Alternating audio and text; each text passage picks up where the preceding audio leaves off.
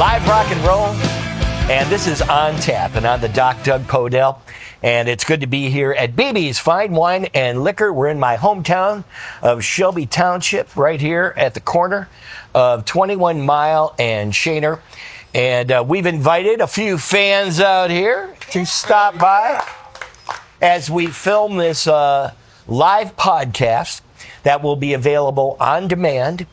And we'll let everybody know about that coming up over the next couple of days. But this is our first attempt here at my Doug Podell On Tap podcast. And I want to thank Bell's Beer and Bell's Two Hearted for being here. And we're called On Tap because you can just walk right over, have a beer, and hang out and enjoy a little rock and roll. And today we have with us the band Detroit Trouble. Let's hear it for Detroit Trouble. Yeah. Come on with it now. Yeah. And trust me, they live up to their name too. I didn't do it. Hey, listen, I had to tell the judge I had to come and do this with you, so I gotta go back afterwards. Oh, you got a little reprieve, right? Yeah, you know. All right. Well, it's blue collar Detroit blues. That's right. It's a little gritty, and we've got Ray here, better known as Kid Lightning on guitar. Yeah. Along with DeMarcus on drums and Alex on bass.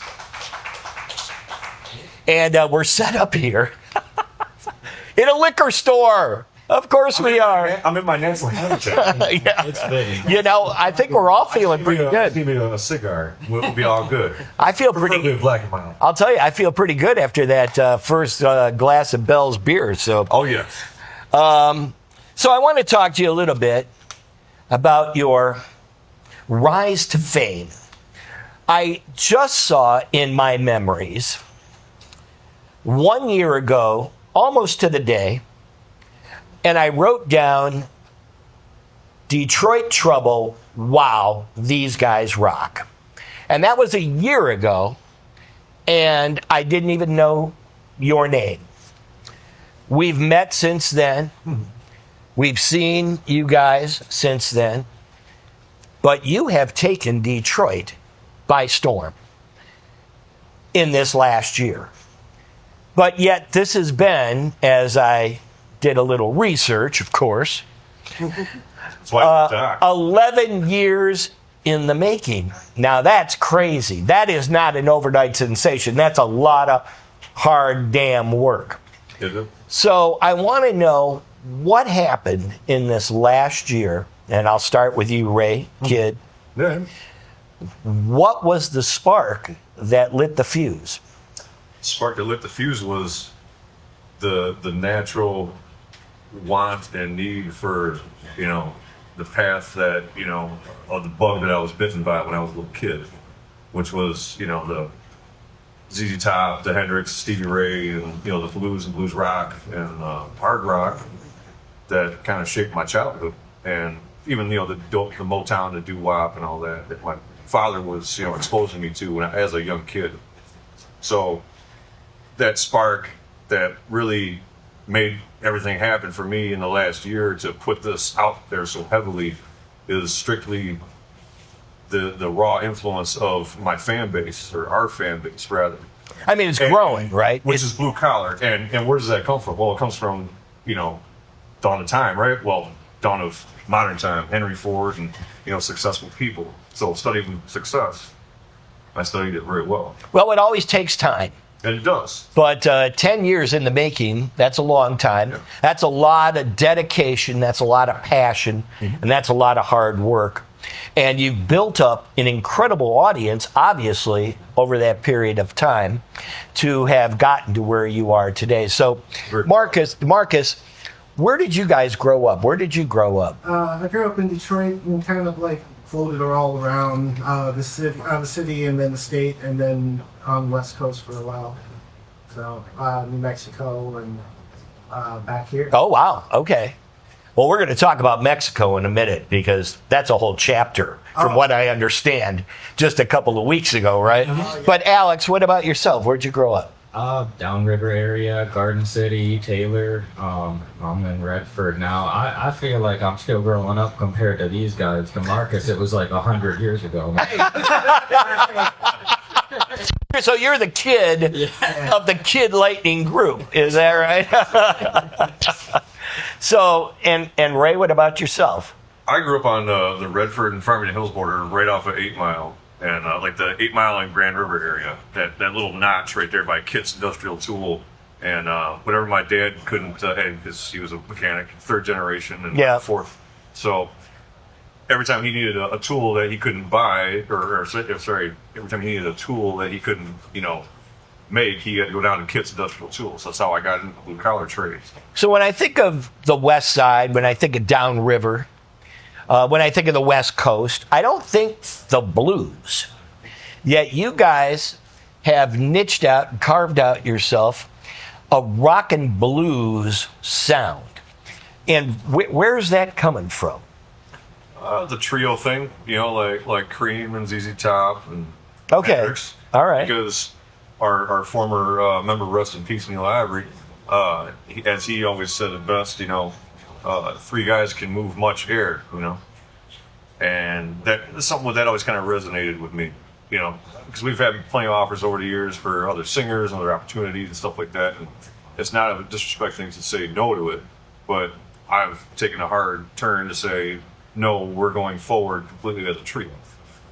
And that's something you don't really see now in the new wave of bands coming out. Well, I mean, what you don't see is original music. Correct. And that's one thing. How about a round of applause for original Detroit music? That's right.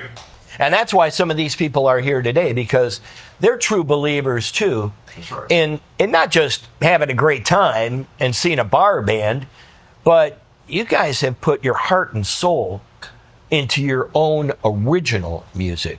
And I know that you've just come out of the studio, so I want to get to that in just a little bit.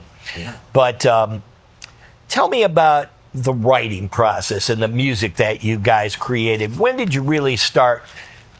I know you didn't start out with your own music. Obviously, you probably did some cover songs and played. What were some of the venues you were playing at the time? I think the very first one we did was Dirty Spiders Dirty Spiders down in Taylor. Yeah. Dirty Spiders? Yeah. Oh, yeah. It was Shout out to Dirty Spiders. Are they even there anymore? It's an Enterprise car rental building now. But that place was cool. Like, they gave us our first start. Okay. House band, Yeah, because I started with Ray 10 years ago. Like, I was the second drummer. Yes. We officially started in 2015, but I stuck out, in 2014. Right. And we started, like, just like put our feelers out. And at the time, we were a three-piece and trying to find places. And we ran into this guy that was a biker. Big dude. I can't remember his name. Robert Savage. Yes. Spider Bob. Right. That's right. And Shout out Spider Bob. he was just really cool, and he was interested in us, so we took a chance on us, and we did some open jams, and it turned into more. It became more like where we started like picking up more blues and picking up more rock and soul type stuff, and taking it, and it became a bigger force within that year. We were playing all over the place, like nonstop every weekend for a long time. Oh, okay, yeah. So where did you go to high school? I went to high school in Thurston High School in South Redford. And were you thinking, I want to be a drummer in a rock band? Well, I actually wanted to be a piano player, but my dad didn't get me. He introduced me to my piano teacher and then bought a Pearl Master set when he was playing with Josh Ford. And so I stole his old drum kit and became a drummer to piss him off.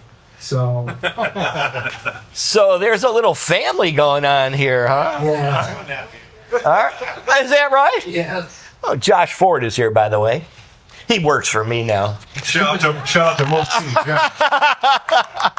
Check on that gas station stand. I knew I'd get him on my side one way or the other. So, what about yourself? Where'd you go to high school, Alex? I went to high school in Romulus, Summit Academy. I kind of moved around a whole lot. I haven't quite been part of the band for as long as these guys, but I definitely hit the ground running. What was some of the music you were listening to Oh. in high school, Alex? Well, from my dad, it was that '90s metal. That's good. From my grandpa, it was blues. I mean, I learned how to play from my grandpa, and the very first thing he ever taught me is like, before you learn anything else, you need to learn the blues. You have to run it, you have to learn it, you have to man. improvise. And I mean, I never thought it was very useful until these guys found me somehow. And Kid's giving you guys a little bit of the lowdown, but he's like the doctor of blues. I mean, you ask him any question, any style, Is that right? he's not smart about a lot of things. That's one of them. He knows just a little bit, you know. Well, he was smart enough to wear that WLLZ T-shirt because that's my home right there. Yeah, recently retired from the new wheels, but that was I was there for 10 years, from 80 to 90 at that W. Well, get John Moranic to book his grandpa for the next. We need some true love and affection from the House of Correction from your grandpa. Find out a little bit about the blues. That's pretty good. So, okay, so you're all from the Detroit area. You got that gritty blues sound.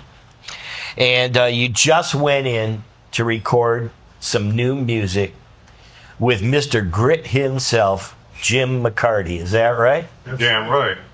Wow. Tell me a little bit about that. All the grit. But, Jim's quite an incredible guy. The first encounter I ever had with him was about 10 years ago when me and DeMarcus started palling around.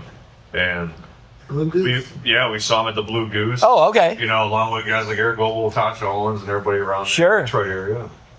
We, our first encounter was just jamming some straight blues stuff, and boogieing, for a couple, 20, 30 minutes, and get off the stage, you're like, oh my God, that felt like 2 minutes, but it was like, 20 minutes of us getting, absolutely schooled in what it was to be on stage with So he came up and jammed with you guys, or you went and jammed with him? Okay. Oh, yeah. That's definitely the way that happened. All right. Well, I want. And, shoot fast forward, about 8 years later, right before he came back to the band and I found Alex, I had a couple instances where I bumped into Jim at places he was playing at that I happened to be out cruising around on my Harley with my old lady and popped in. I was like, oh my God, no kidding. He's playing here tonight. Approached him and I was like, hey man, you mind if I sit in and jam with you? And he was like, here, give me this guitar. Black Beauty Les Paul, just give it. What? He's like, just do your thing. Don't get too crazy. Well, He got crazy. I got. Yeah. And then he took his guitar back. I do the whole Jimi Hendrix thing and play it behind my head and all that. Oh, no. And shit and whatever. Oh, brother. I like to put on a show for people, right? Yeah. So. Well, that's what I remember seeing you out at the Token, that's for sure. We're here at Corner 21, BB's Fine Wine and Liquor, at 21 Mile and Shaner in Shelby Township. I know it well.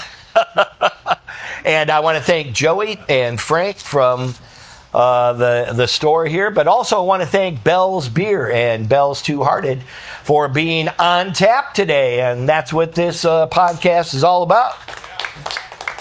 About drinking beer and having a little rock and roll. Oh, Billy, thank you for coming on up.